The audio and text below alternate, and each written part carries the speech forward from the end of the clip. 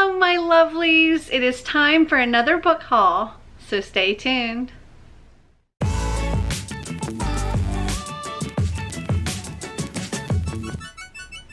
So today's haul is a little bit different from normal.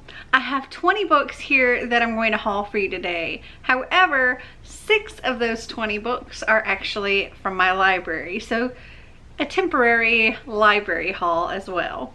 So we're going to start with those books. Let me grab those.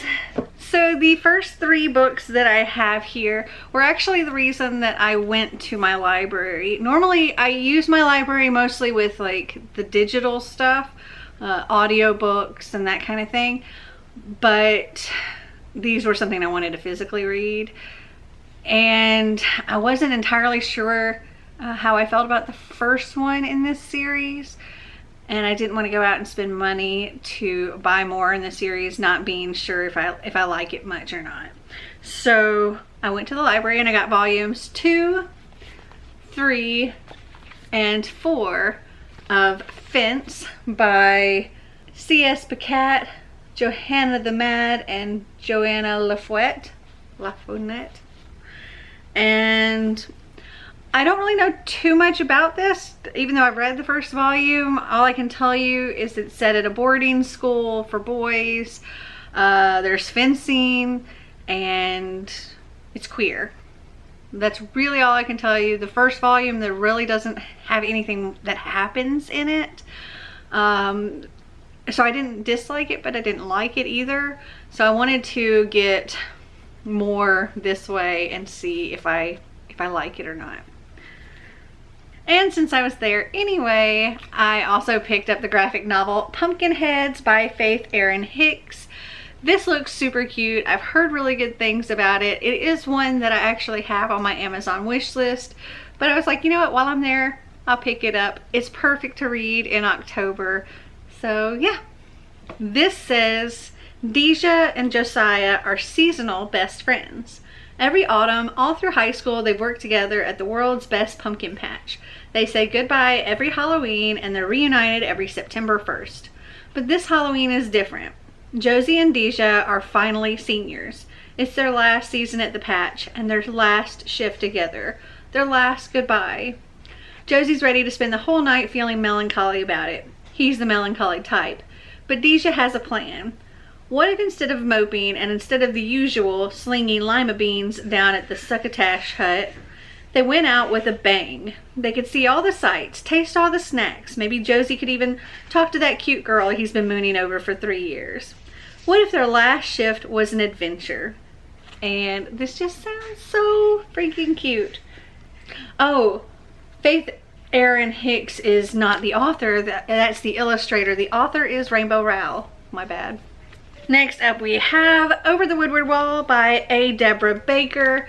This is a middle grade, but it's like the book referenced throughout her other book, or Seanan McGuire's book, Middle Game. And in Middle Game, they do talk about this book by A. Deborah Baker, who is also Seanan McGuire. And well, I wanted to read it. It sounds like it's going to be very cute. This says, Avery is an exceptional child. Everything he does is precise, from the way he washes his face in the morning to the way he completes his homework, without complaint, without fuss, without prompt. Zib is also an exceptional child because all children are in their own ways. But where everything Avery does and is can be measured, nothing Zib does can possibly be predicted, except for the fact that she can always be relied upon to be unpredictable. They live on the same street, they live in different worlds. On an unplanned detour from home to school one morning, Avery and Zib find themselves climbing over a stone wall into the Up and Under, an impossible land filled with mystery, adventure, and the strangest creatures, and they must find themselves and each other if they are to also find their way out and back to their own lives. And it just sounds really cute, and it's also short as well. And then this last library book here is actually one that I had never even heard of. I picked up randomly because the spine looked kind of interesting, and I liked that the art for the hardcover was actually on the hardcover and it didn't have a dust jacket, and it just kind of looked interesting. And that is The Assassination of Brangwain Spurge by M.T. Anderson and Eugene Yelchin. I've never heard of this, never heard anybody talk about it, never seen this before, but it caught my attention. There's elves, there's goblins, I don't know. It says Agent Brangwain Spurge, elfin emissary and historian. Spy. Mission: to cross the Bone Cruel Mountains via giant crossbow, infiltrate the dark foul goblin kingdom under pretense of a gift exchange, and spy on the evil goblin government and the kingdom's mysterious overlord, Gahog. Objective: send visual transmissions back to Lord Cliver's elven spy master, and with luck, do what no elf in living memory has done: return from the goblin kingdom alive. Agent Warfell, goblin ambassador and archivist, an excellent host. Mission: to show his honored elven guest a splendid time in the historic goblin city of Tenbrian. Objective: inform on his elven guest to the goblin secret police. Agent Lord Cliver's spy master. Mission: to successfully launch an elven spy into the goblin kingdom. Objective: protect the realm of Elfland at any cost. And one of the things that caught my attention was the fact that, okay, so the prologue is nothing but pictures.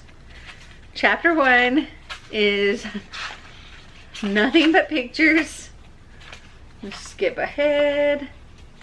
Chapter 2 is where words start, and it's like that all throughout the book. You have several pages where it's just pictures, several pages where it's just words. And I don't know really anything more than that. I just think it sounds like it's gonna be fun. Okay, this next book here is one that was gifted to me by my dear friend Kaylani. She sent me Wolf Song by T.J. Klune, and it says, enjoy your gift, you will love it, from Kaylani. And all I really know about this right now is that it is paranormal romance involving gay werewolves. This says, Ox was 12 when his daddy taught him a very valuable lesson. He said that Ox wasn't worth anything and people would never understand him. Then he left. Ox was 16 when he met the boy on the road, the boy who talked and talked and talked. Ox found out later that the boy hadn't spoken in almost 2 years before that day, and that the boy belonged to a family who had moved into the house at the end of the lane. Ox was 17 when he found out the boy's secret, and it painted the world around him in colors of red and orange and violet, of alpha and beta and omega. Ox was 23 when murder came to town and tore a hole in his head and heart. The boy chased after the monster with revenge in his blood-red eyes, leaving Ox behind to pick up the pieces. It's been 3 years since that fateful day, and the boy is back, except now he's a man, and Ox can no longer ignore the song that howls between them. And I have heard nothing but good things from this, and I'm going to be reading this very, very soon. By the time this video airs, I will have read this. Okay, so these next 4 books all came in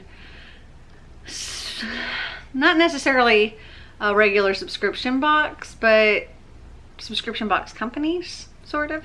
So this first one came as a gift. Okay, so it came in a Once Upon a Book Club box, but it wasn't the book for that box. It was actually one of the gifts for that book, and it was a book. And that was Oliver Twist by Charles Dickens. So all I know about Oliver Twist is that it follows a boy who's an orphan and he's in a workhouse, and it's like historic London time, and that's really all I know. So I pulled it up on Goodreads so I could tell you about Oliver Twist, just in case you don't know. A gripping portrayal of London's dark criminal underbelly. The story of Oliver Twist, orphaned and set set upon by evil and adversary from his very first breath, shocked readers when it was published. After running away from the workhouse and pompous beadle Mr. Bumble, Oliver finds himself lured into a den of thieves peopled by vivid and memorable characters. The artful dodger, vicious burglar Bill Sykes, his dog Bullseye, and prostitute Nancy, all watched over by cunning master thief Fagin. Combining elements of gothic romance, the Newgate novel, and popular melodrama, Dixon created an entirely new kind of fiction, scathing in its indictment of cruel society and pervaded by an unforgettable sense of threat and mystery.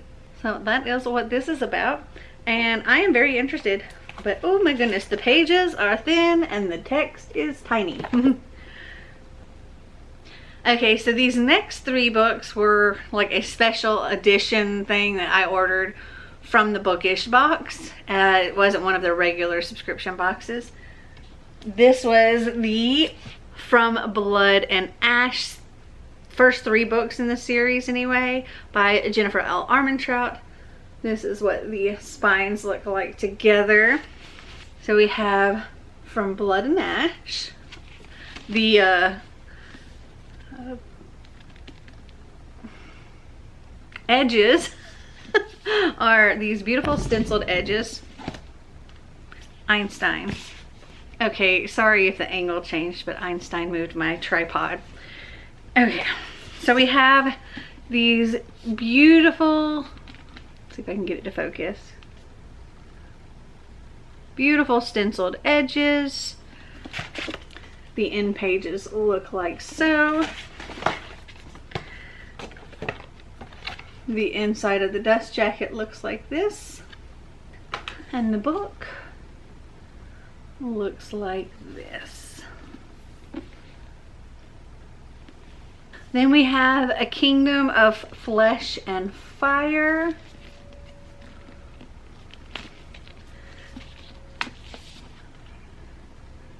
The end pages look like this. Or not the end pages, the edges. The end pages look like this.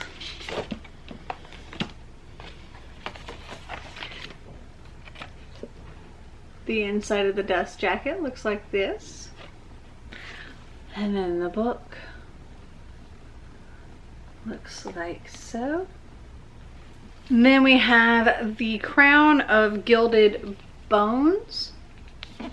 And the end pages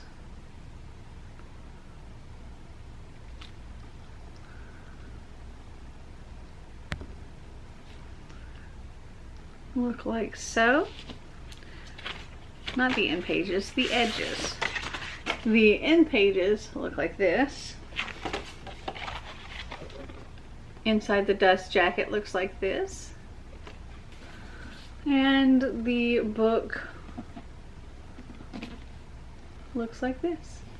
Books 2 and 3 have a digitally signed copy. Not really sure. I think it means like it was transposed on there or something. But book 1 from Blood and Ash is actually signed. Okay, so let me read you about book 1. A maiden. Chosen from birth to usher in a new era, Poppy's life has never been her own. The life of the maiden is solitary, never to be touched, never to be looked upon, never to be spoken to, never to experience pleasure. Waiting for the day of her ascension, she would rather be with the guards, fighting back the evil that took her family, than preparing to be found worthy by the gods. But the choice has never been hers. A duty. The entire kingdom's future rests upon Poppy's shoulders, something she's not even quite sure she wants for herself. Because a maiden has a heart, and a soul, and longing, and when Hawk, a golden-eyed guard, honor-bound to ensure her ascension, enters her life, destiny and duty become entangled with desire and need. He incites her anger, makes her question everything she believes in, and tempts her with the forbidden. A kingdom. Forsaken by the gods and feared by mortals, a fallen kingdom is rising once more, determined to take back what they believe is theirs through violence and vengeance. And as the shadow of those cursed draws closer, the line between what is forbidden and what is right becomes blurred. Poppy is not only on the verge of losing her heart and being found unworthy by the gods, but also her life when every blood-soaked thread that holds her world together begins to unravel. And I am so excited to read this series. By the time this video posts, I will have read at least the first one, quite possibly all three. Okay, so these books over here are all books that I've ordered online, either from Amazon or Book Depository. So these first 6 all kind of go together. This box set I got from Amazon, and these 2 smaller ones I actually got from Book Depository because it was a better deal on Book Depository for those. So the box set here, we have the 4-book collection by Alice Oseman. We have Solitaire, Radio Silence, I Was Born for This, and Loveless. And these aren't necessarily a series. I think these are all kind of read as standalones, but they are, I think, set in the same world maybe. So for Solitaire, this says, "My name is Tori Spring. I like to sleep. I like to blog. Last year I had friends. Things were very different, I guess, but that's all over now. Now there's Solitaire and Michael Holden. I don't know what Solitaire are trying to do, and I don't care about Michael Holden. I really don't." And Radio Silence is one that I actually read and had a different copy of, but I'm going to unhaul because I like this set better. But I loved Radio Silence, so let me just read what this says. Also, these are so freaking cute. This says, "Frances is a steady machine with one goal. Nothing will stand in her way. Not friends, not a guilty secret, not even the person she is on the inside. Then she meets a lead, and for the first time, she's unafraid to be herself. So when the fragile trust between them is broken, Frances is caught between who she was and who she longs to be. Now she knows that she has to confront her past to confess why Karis disappeared. Frances is going to need every bit of courage she has." Then we have I Was Born for This. "For Angel, life is about one thing, the Ark, a pop rock trio of teenage boys taking the world by storm. Being part of the Ark's fandom has given her everything she loves, her friend Juliet, her dreams, her place in the world. Jimmy owes everything to the Ark. He's their frontman, and playing in a band with his mates is all he ever dreamed of doing. But dreams don't always turn out the way you think, and when Jimmy and Angel are unexpectedly thrust together, they find out how strange and surprising facing up to reality can be." And then Loveless. This says, "Georgia's never been in love, never kissed anyone, never even had a crush. But as a fanfic-obsessed romantic, she's sure she'll find her person one day. As she starts university, Georgia makes a plan to find love. But when her actions wreak havoc among her friends, she questions why romance seems so easy for other people, yet not for her. With new terms thrown at her, asexual, aromantic, Georgia is more uncertain about her feelings than ever. Is she destined to remain loveless, or has she been looking for the wrong thing all along?" And I think these all sound amazing. And like Radio Silence here says, "Engaging with themes of identity, diversity, and the freedom to choose. Radio Silence is a tour de force by the most exciting writer of her generation. I Was Born for This says, funny and wise. I Was Born for This is a stunning reflection on the power of believing in something, especially yourself." And for Loveless, it says, "This wise, warm, and witty story of identity and self-acceptance sees Alice Oseman on towering form as Georgia and her friends discover that true love isn't limited to romance." And I'm excited for these, and they all are so pretty. And then these 2 here actually go along kind of in this world. So the first one we have is This Winter, which is a Solitaire novella. And this is written, it's kind of like larger print. It looks like maybe there's some art throughout. There's like text conversations. This says, "This winter has been a tough one for Tori, Charlie, and Oliver Spring. They're all trying to get through Christmas Day with minimum drama. For Oliver, that means Mario Kart with his brother and sister, but for Tori and Charlie, it means putting the past few months behind them. Will this Christmas drive the Spring family apart or start to put them back together? And then the other one is Nick and Charlie, which is a Heartstopper novella. And again, this has art as well as regular text. And there are text conversations in here as well. So these are going to be super quick reads. This one says, absence makes the heart grow fonder, right? Charlie, I've been going out with Nick Nelson for 2 years. He likes rugby, dogs, the sound felt tips make on paper, and drawing on shoes. He also likes me. Nick, things me and Charlie Spring do together include watch films, make out, make food, talk, argue, laugh. Maybe we're kind of boring, but that's fine with us. Everyone knows that Nick and Charlie are the perfect couple, that they're inseparable.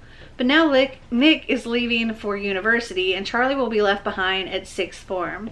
As the time to say goodbye draws closer, both boys begin to question, is their love strong enough to survive being apart? After all, first loves rarely last forever. And I'm so excited to have all of these. Okay, just 3 more to go, and these are all books that I pre-ordered. 2 of them I pre-ordered from Amazon, and 1 of them I pre-ordered from Book Depository. So this first one is Defy the Night by Bridget Kimmerer, and I love this cover so much. Oh, it's so pretty. This says, let's see, oh, looks like that too. This says, a kingdom divided by corruption, the king desperately holding it together, a girl willing to risk everything to bring it all crashing down. The kingdom of Kandala is on the brink of disaster. Rifts between sectors have only worsened since a sickness began ravaging the land, and the only known cure, an elixir made from the moonflower petal, is severely limited. The king holds on to a tenuous peace with a ruthless hand. Out in the wilds, apothecary apprentice Tessa Cade and her best friend Wes are tired of watching people suffer. They risk their lives every night to steal moonflower petals and distribute the elixir to those in need, but it's still not enough. As rumors spread that the cure no longer works and sparks of rebellion begin to flare, a particularly cruel act from the king's justice makes Tessa desperate enough to try the impossible, sneaking into the palace. But what she finds on the inside makes her wonder if it's even possible to fix Kandala without destroying it first. From New York Times best-selling author Bridget Kimmerer comes a brand new blockbuster fantasy series, and I am very, very excited for this. I mean, I'm excited for all of these. Okay, next up is The Hawthorne Legacy by Jennifer Lynn Barnes. This is the sequel to the Inheritance games, and I really, really enjoyed that. And as soon as I finished it, I pre-ordered this. The Inheritance games follows a girl named, oh gosh, what's her name? Avery Grams. She went from having nothing to inheriting this random billionaire that she didn't know. Everything, all of his estate, his money, his houses, his businesses, everything. And his family getting little to nothing except getting to remain in the house that she's also going to now be living in. And everybody expected the grandsons, his 3 grandsons, to inherit all of this, but he pretty much cut everybody out. But there are clues and stuff for them all to work together, and that may lead to something more. It was a lot of fun, and there was like danger and things like that as well. Clues and riddles, and it was a fun time, and I'm looking forward to continuing. Okay, so this is the one that I ordered from Book Depository, and I was actually ordering something else from there, and I happened to see this while I was on the site, and I was like, that's so pretty. And I read about it, and I was like, ooh, that also sounds really good.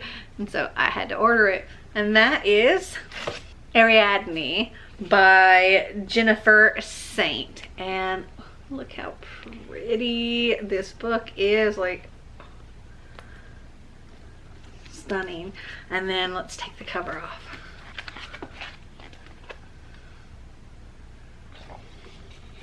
I think it's just so pretty. And this says, as princess of Crete and daughters of the fearsome King Minos, Ariadne and her sister Phaedra grow up hearing the terrible bellows of the Minotaur from the labyrinth beneath the palace. The Minotaur, Minos' greatest shame and Ariadne's brother, demands blood every year.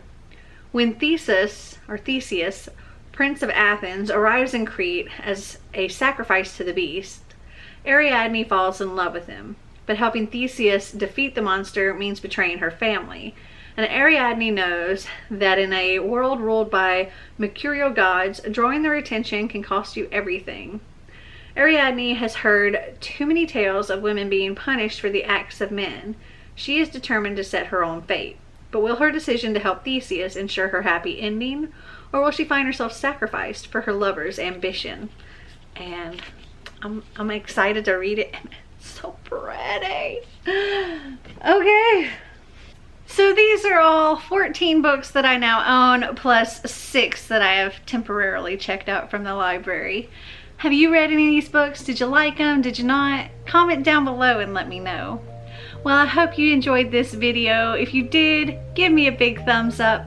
If you'd like to see more videos like this, click that subscribe button down below. And until next time, remember to always be completely you. Bye!